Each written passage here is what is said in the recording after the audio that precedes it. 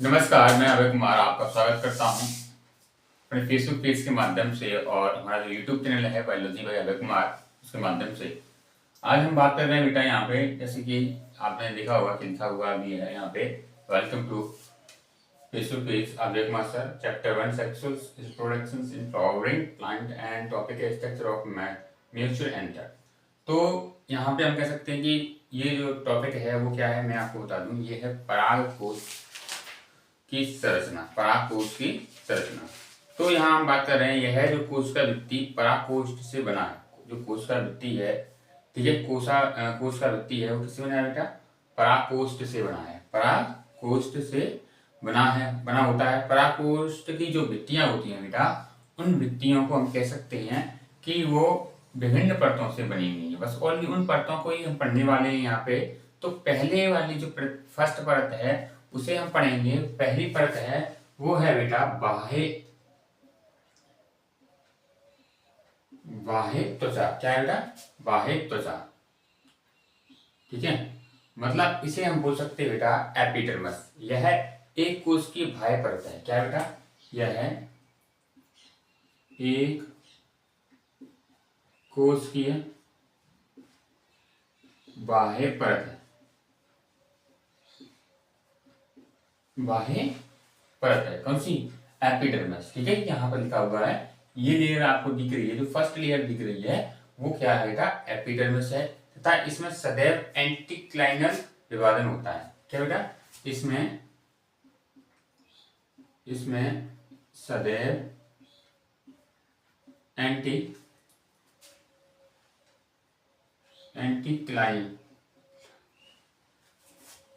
होता है।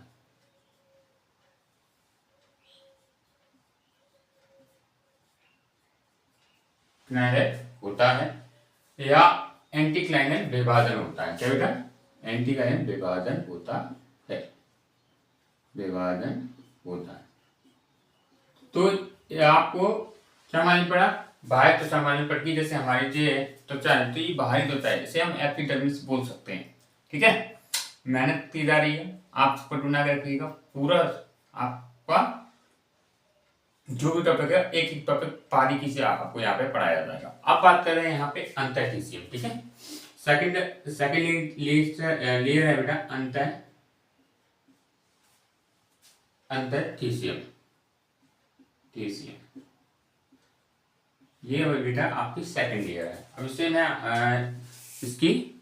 मैं देख लेता हूँ यहाँ पे कितने, यहाँ पे आपको त्वचा हाँ दिखाई दे रहा है एकदम स्पष्ट रूप से, देखना। अब यह क्या है? यह भी एक कोश की परत है। क्या बेटा? यह भी क्या है? एक कोश की परत है, एक कोश की परत है, ठीक है। यह भी एक कोश की परत है, परंतु इसकी कोशिकाएं बड़ी तथा अरीय होती हैं। इसकी कोशिकाएं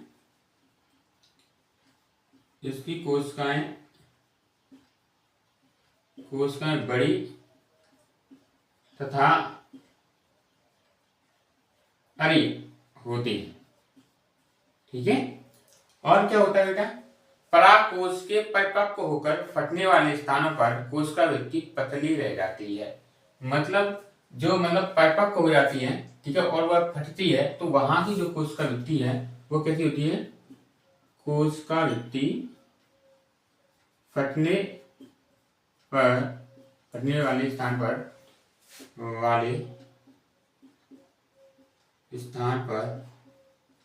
कैसी हो जाती है? पतली हो जाती है, पतली हो जाती है, ठीक है। कैसी हो जाती है? पतली हो जाती है। तो ये चीज आपको समझ में आई। इस स्थान को स्टोमियम कहते हैं। पतली हो जाती है उस स्थान को क्या कहते हैं? स्टोमियम कहते हैं, ठीक है। उस स्थान को क्या कहते हैं? स्टोमियम कहते हैं। और अंतःटिशियम की कोशिकाओं में तंतुमय अरिस्थुलन अंदर की सतह पर होते हैं। कौन से? जो अंतःटिशियम, या हम इसे बोल सकते हैं एंडोथिशियम।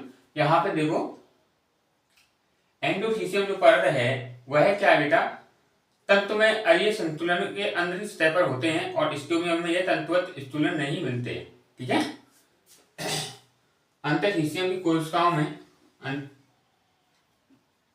अंतःशिशियम की कोशिकाओं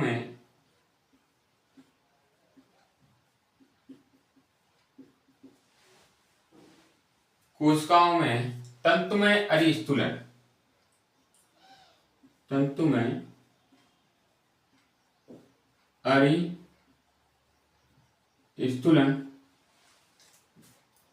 अंदर की सतह पर होती है।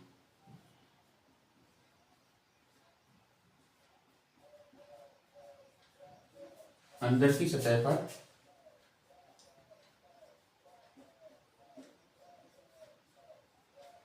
होते हैं। ठीक है, जिन्हें जो ये तंतुवत होते हैं, तंतुमय, ये कहाँ नहीं पाए जाते हैं, या हम कह सकते हैं स्टोमियम में ये तंतुमय स्टूलन नहीं मिलते। स्टोमियम में ये तंतुमय स्टूलन नहीं मिलते। ठीक है, ये स्टोमियम में तंतुमय स्टूलन, ठीक है, तंतुमय स्टूलन नहीं मिलते, नहीं मिलते हैं। तो यहां पर हमने दो परतों को पढ़ा। ठीक है, आशा करता हूं कि ये सभी आपको समझ में आई हो। अब इसके बाद हम जो परत पढ़ेंगे बेटा, वो है मध्य परत, या हम बेटा पढ़ेंगे मिडल लेयर। ठीक है, इसके बाद हम पढ़ेंगे क्या बेटा, यहां तो हमने कौन अंतःशिशियम या एंडोशिशियम या बाह्य आउटर लेयर। ठीक है, अब हम पढ़ेंगे बेटा, क्या पढ़ेंगे, अब हम पढ़ेंगे बेटा मध्य लेयर या मध्य परत। ठीक है, इसे मैं मिटा देता हूं,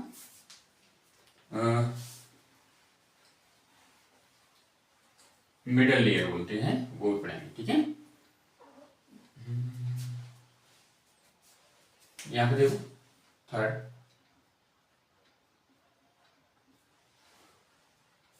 मध्य परत,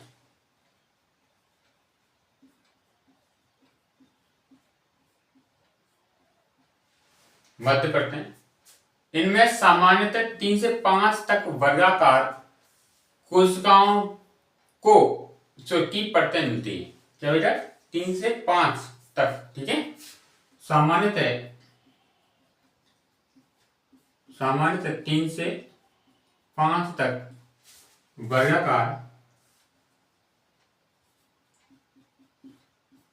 वर्गाकार परतें मिलती हैं, किसमें, मध्य लेयर। ठीक है, यहां हम बोल सकते हैं बेटा मिडल लेयर। फिर मिलती है ये एंडोथीसियम, भीतर की तरफ होती है। क्या बेटा, ये जो होती है वो क्या होता है, एंडोथीसियम के भीतर की तरफ होती है, के भीतर की तरफ होती है।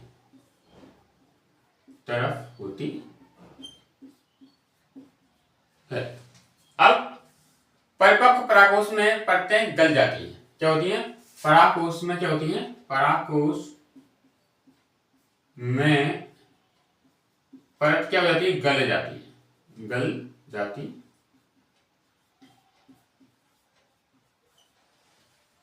गल जाती हैं तथा दिखाई नहीं पड़ती हैं। क्या नहीं करती है बेटा, तथा हम कह सकते हैं ये दिखाई नहीं पड़ती है, दिखाई नहीं पड़ती है। नंबर 4 है बेटा आपका जो परत है, आशा करता हूं ये भी आपको टॉपिक समझ में आया होगा। ठीक है, अब जो लास्ट वाली जो सेकंड लास्ट है, नंबर 4 की है, वो है क्या, टैपिटम। यहाँ पर देखो लिखा हुआ है टैपिटम परत, इसको हम पढ़ेंगे, ये बहुत इंपॉर्टेंट है। ये आपको थे, मैं आपको बता देता हूं कि ये आपको थे एग्जाम में 1 नंबर में, 2 नंबर में, 3 नंबर में, 5 नंबर में, 6 नंबर में पूछ सकता है। ये वाला जो टॉपिक मैं आपको पढ़ा रहा हूँ, इसमें से जो टॉपिक पढ़ा रहा हूँ, ये जितने भी थे आपको थे 1 लाइनर, 2 लाइनर, डेफिनेशन के रूप में मैं आपको पॉइंट के रूप में लेकर आ रहा हूँ, ये बहुत ही इंपॉर्टेंट है बेटा। अब देखो यहाँ पे कैपिटल, कैपिटल क्या करता है कि यह मध्य परतों के बाद लघु कीटाणु मात्र कोशिका या हम बोल सकते हैं माइक्रोस्पोर मदर सेल्स भी सटी हुई होती है। यह है मध्य परत, यह है मध्य परत, परतों के बाद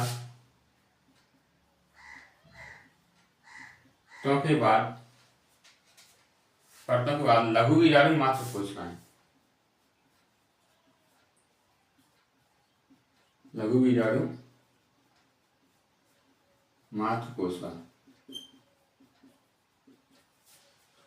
से क्या होती है, सटी हुई होती है, सटी हुई, ठीक है, क्या होती है, सटी हुई होती है।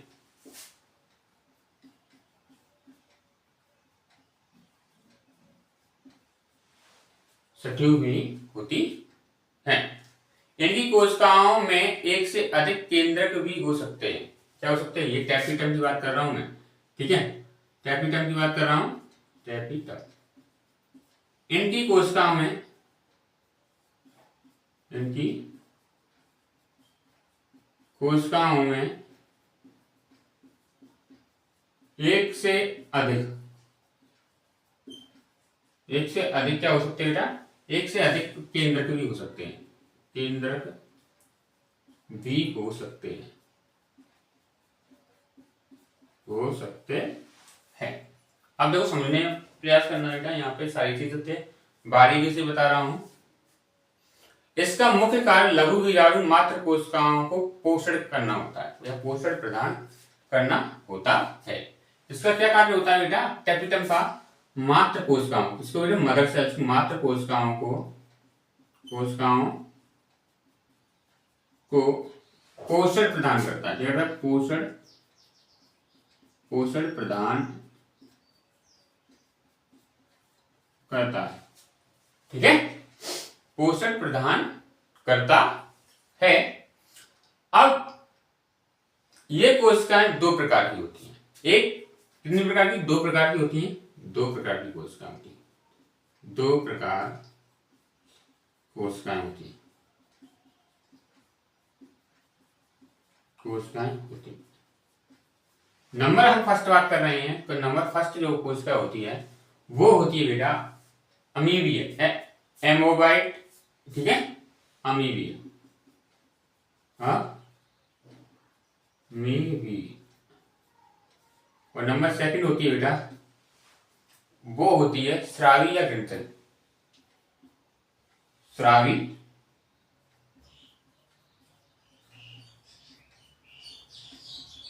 या ग्रंथन, ठीक है, स्रावी या ग्रंथन। अब हम बात कर रहे हैं बेटा नेक्स्ट प्रश्न की, वो है बेटा परागकोष्ठ। क्या है, परागकोष्ठ। यहां मैं अलग हो जाता हूं, आप देख लीजिएगा और आप लिख सकते हैं, सारी चीजों को अच्छी तरीके से समझ सकते हैं, ठीक है। अब हम बात कर रहे हैं यहां पे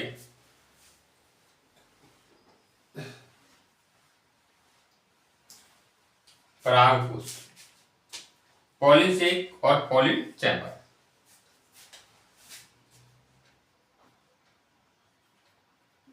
परागकोष्ठ,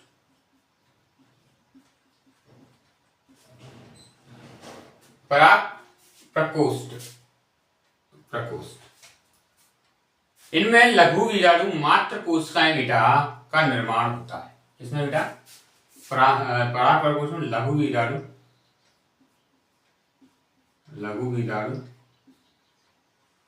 तथा इनमें लघु कीटाणु मात्र कोशिकाओं का क्या होता है, लघु कीटाणु मात्र कोशिकाओं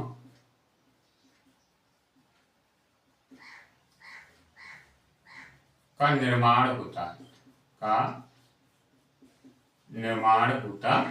है। आगे अगर हम बात करें,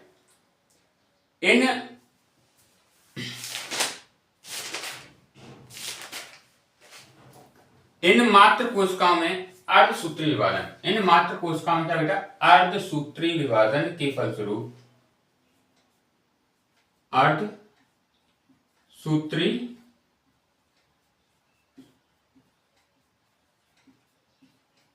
विभाजन के फलस्वरूप अर्धसूत्री विभाजन के फलस्वरूप लघुबीजाणु तथा परागकण का निर्माण होता है। जिसका फलस्वरूप लघुबीजाणु तथा हम बोल सकते हैं परागकण का निर्माण होता है।